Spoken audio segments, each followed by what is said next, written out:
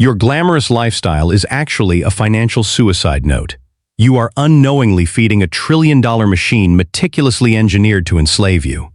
Watch until the end, because the brutal math I am about to expose is your only chance to escape this invisible prison alive. Close-up shot, dead silence, staring directly into the lens. I spent 2 agonizing hours scrolling through TikTok this morning, and if I am being completely honest with you, a cold, terrifying shiver is still running down my spine. It was not the mindless dancing or the harmless internet challenges that left me paralyzed. This dread came from a deeply toxic, insidious new virus spreading through our generation like wildfire. They are calling it the romanticization of bankruptcy.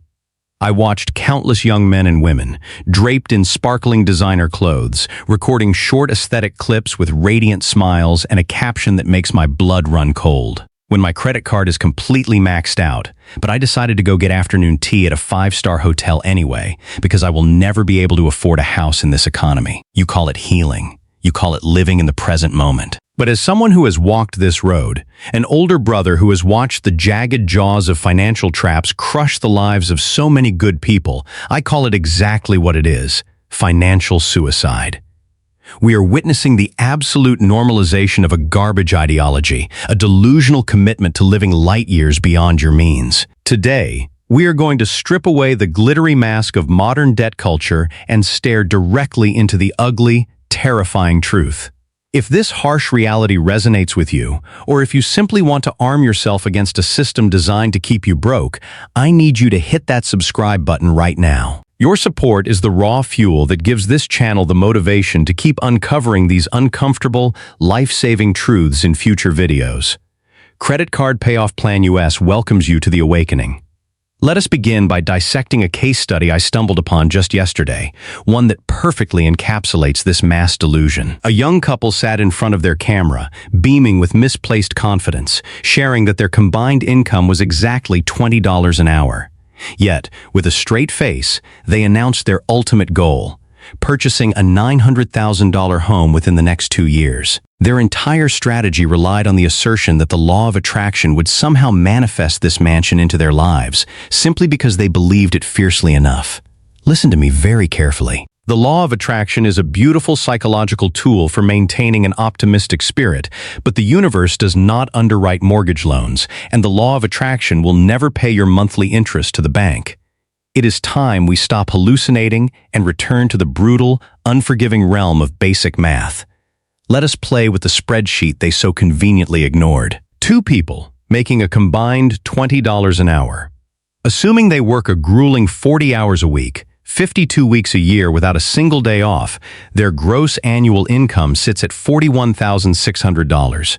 Remember, that is before the government takes its slice. After federal taxes, state taxes, and Social Security are stripped away, the actual take-home pay, the money that keeps the lights on, is floating somewhere between $33,000 to $35,000 a year.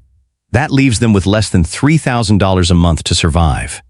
Now, shift your gaze to that majestic $900,000 dream home. Let us pretend, by some divine miracle, they managed to scrape together a 20% down payment, an impossible $180,000 on their salary. But let us humor the delusion.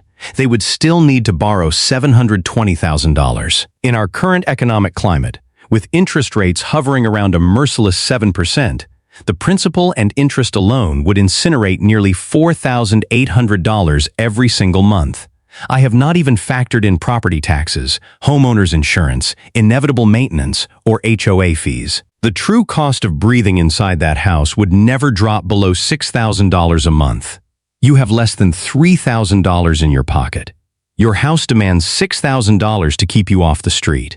You do not need to be a Wall Street financial prodigy to solve this equation. You only need a functioning brain to recognize the absolute, terrifying absurdity of it. Yet, when a rational soul pointed out this mathematical suicide in the comments section, they were immediately crucified. The digital mob descended with pitchforks, screaming that the commenter was shaming the poor, that they were viciously crushing innocent dreams. No, my friends, I am not shaming poverty. I am aggressively shaming financial illiteracy. In the cold, calculating world of finance, there is a fundamental law known as the debt-to-income ratio, or DTI. Lenders do not care about your vision boards. They do not care about your dreams. They only care about your DTI. A healthy financial life dictates that your DTI should never exceed 36%, and your housing costs must never swallow more than 28% of your gross income. When you arrogantly ignore your DTI in the name of manifesting, you are meticulously laying the bricks of your own prison. The illusion of owning real estate that severely exceeds your grasp does not elevate your status. It merely transforms you into a lifelong, exhausted slave to the banking system, grinding your bones to dust day and night just to pay interest on bricks you will never truly own. That grim reality of grinding your life away for an illusion of ownership extends far beyond the housing market. It has entirely poisoned the way we consume every single aspect of our daily lives. We are living in an era defined by the desperate need to perform a life of luxury for an audience of strangers who genuinely do not care about us. Walk into any trendy brunch spot in a major city, and you will see a sea of designer handbags, $1,000 smartphones, and luxury watches, all paraded by people who are secretly suffocating under the weight of their own monthly statements. There is a deep, psychological rot at the core of this behavior. A relentless insecurity that tells us we are fundamentally inadequate unless we are draped in the cultural markers of wealth. We have been brainwashed to believe that frugality is a sign of failure, while conspicuous consumption is the ultimate proof of success. But I want you to look closer at that meticulously curated lifestyle. It is entirely rented. It is a fragile house of cards held together by introductory APR offers and buy now, pay later schemes. I remember sitting with a friend a few years ago. A brilliant, creative guy who was making a very modest salary but driving a leased European sports car that cost him nearly a third of his take-home pay. When I finally asked him why he was doing this to himself, his answer broke my heart. He looked at the floor and whispered, "Because when I am at the red light, for just 30 seconds, the person in the car next to me thinks I have made it." That is the tragedy of modern debt. We are literally mortgaging our futures, sacrificing our peace of mind, and trading our freedom for a 30-second hit of superficial validation. We are using money we have not even earned yet to buy things we do not actually need, just to project an image of prosperity that does not exist. The emotional toll this takes is staggering. You cannot sleep soundly when you know that a single missed paycheck, one unexpected medical bill, or a sudden layoff will cause your entire fake empire to crumble into dust. The anxiety hums in the background of your life like a faulty refrigerator, draining your energy, ruining your relationships, and severely compromising your physical health. You are walking around in a self-imposed straitjacket, smiling for the camera while internally screaming for a way out. And yet, the culture tells you to keep swiping, to treat yourself, because you deserve it. But let me ask you this. Do you really believe you deserve a lifetime of crushing anxiety just to own a piece of leather with a fancy logo? The truth is, the moment you purchase that status symbol on credit, you do not own it. It owns you. When the momentary dopamine rush of that purchased status symbol inevitably evaporates, you are left alone in the cold, silent dark with the true architect of your misery, the plastic card sitting in your wallet. It is genuinely horrifying how sanitized our language around debt has become. We casually talk about carrying a balance or building credit, framing these actions as responsible, mature adult behaviors. But let us strip away the polite banking jargon and look at the brutal mechanics of what a credit card actually is. It is not an extension of your income. It is a highly aggressive, incredibly expensive short-term loan, armed with an interest rate so predatory that in any other century, the people offering it would have been thrown in a local jail for usury. I want to talk about the compound interest guillotine, because this is where the financial slaughter truly happens. Let us say you max out a credit card with $10,000 of debt. You are young, you are living for the aesthetic, and you tell yourself you will pay it off when you get that big promotion.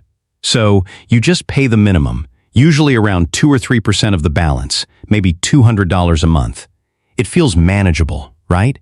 It feels like you are staying afloat. But with an average annual percentage rate sitting at 24%, nearly all of that minimum payment is instantly swallowed by the interest. It is a tax on your ignorance. If you only make the minimum payment, It will take you close to 30 years to clear that $10,000. And in the process, you will have paid the bank over $20,000 just in interest. You paid $30,000 for $10,000 worth of clothes, dinners, and vacations that you cannot even remember. You literally robbed your future self, the older, tired version of you who just wants to rest, to fund a fleeting weekend of fun for the current you. I have looked into the eyes of people who woke up in their mid-40s, realizing they are still paying off a vacation they took to Miami when they were 23. The despair is palpable. The interest does not sleep. It does not take weekends off. It does not care if you get sick, if you lose your job, or if your heart is broken. It is a relentless, unfeeling mathematical engine designed to systematically siphon the wealth of your labor directly into the pockets of shareholders.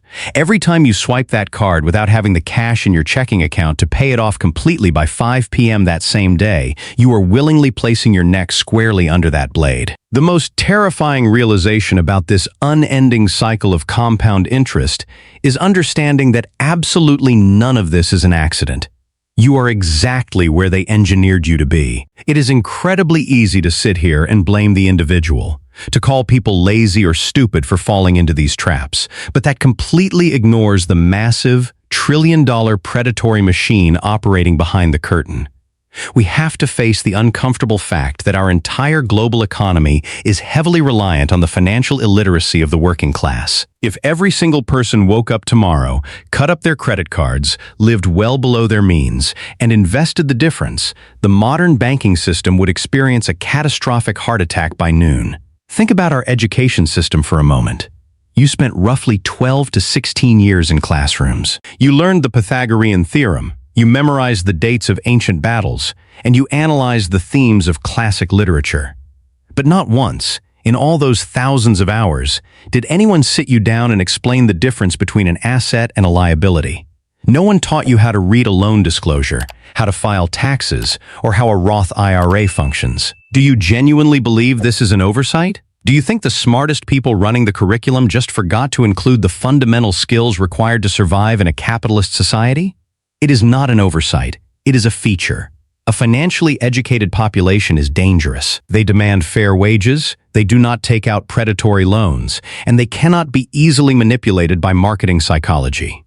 The system needs you to be just smart enough to pull the levers and do the paperwork at your corporate job, but just ignorant enough to take your paycheck and hand it right back to the banks through car loans, mortgages, and credit card debt. They invented the FICO credit score in 1989. And they have successfully convinced an entire generation that this arbitrary number is a measure of your worth as a human being. A credit score does not measure your wealth. It does not measure your financial stability. It simply measures how profitable you are as a debtor. It is an I love debt score. The banks study our psychology.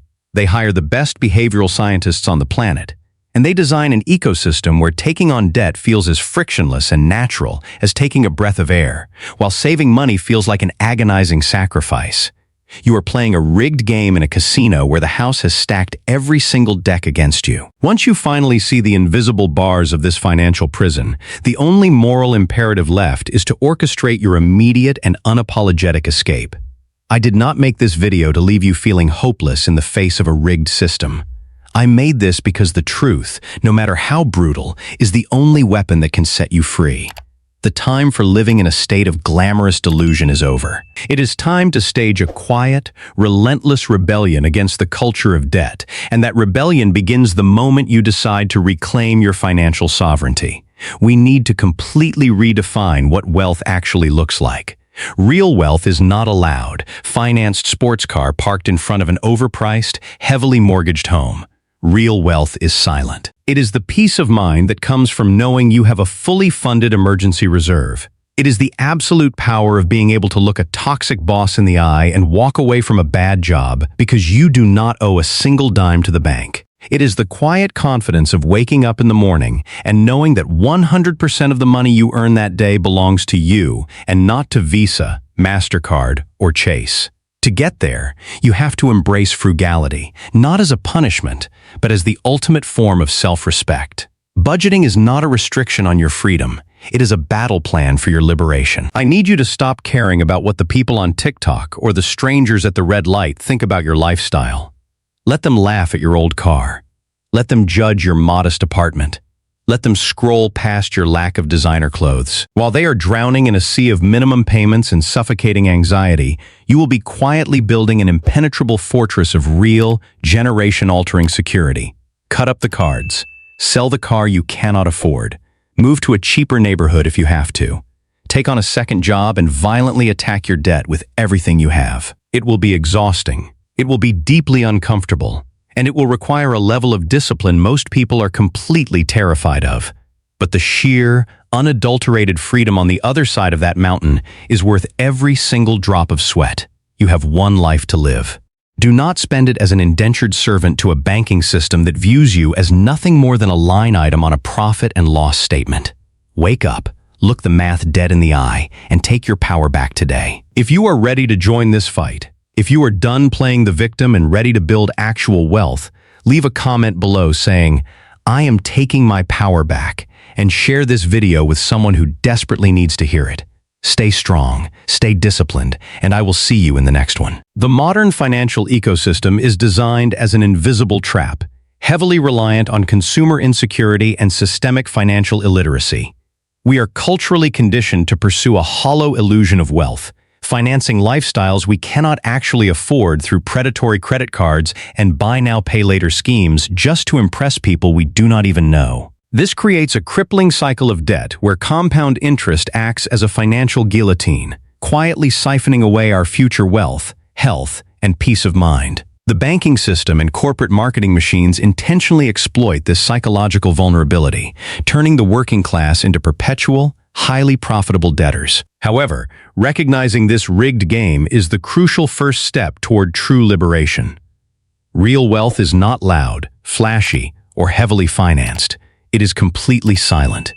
It is grounded in the freedom and security of owing absolutely nothing to anyone. Escaping this matrix requires a radical shift in mindset, embracing frugality not as a restriction, but as a profound act of self-respect and rebellion against a predatory system. By rejecting societal pressures to conspicuously consume, violently attacking our existing debt, and consciously living below our means, we actively reclaim our financial sovereignty. True power lies in trading the fleeting dopamine hits of rented luxury for the quiet, unshakable confidence of genuine financial independence. True wealth is not defined by the visible accumulation of material possessions, but by the invisible accumulation of freedom, peace of mind, and financial sovereignty. Every dollar borrowed to project a false image of success is a direct theft from your future self's peace and autonomy. The moment you purchase a status symbol on credit, you do not own it. The debt owns you. Stop the bleeding. Immediately stop using credit cards for purchases you cannot pay off in cash by the end of the day. Remove saved credit card information from your phone and browser, and cut up the physical cards if necessary. Redefine your worth. Consciously detach your self-esteem from cultural markers of wealth. Accept that genuine success is having zero debt and a funded savings account, not a designer bag or a leased car. Audit your reality. Face the brutal math. Sit down today. Calculate exactly how much debt you have, and look at the interest rates. Create a strict, zero-based budget and treat it as a definitive battle plan for your freedom. Liquidate the illusion. Sell the items you financed but do not truly need. Whether it is a luxury vehicle, expensive electronics, or unworn designer clothes. And use that cash to aggressively attack your high-interest debt. Build the fortress. Channel the money you used to spend on impressing strangers into a fully funded emergency reserve. This ensures that when life happens, you are never forced back into the arms of predatory lenders. What is one everyday expense or luxury item you decided to cut out of your life to save money, and how did it change your financial situation? Please share your thoughts and experiences in the comments section below so we can all learn and draw inspiration from each other's perspectives. If you found value in this message, please subscribe to the channel. Your support means the world to us and gives us the immense motivation to keep creating more impactful content for you.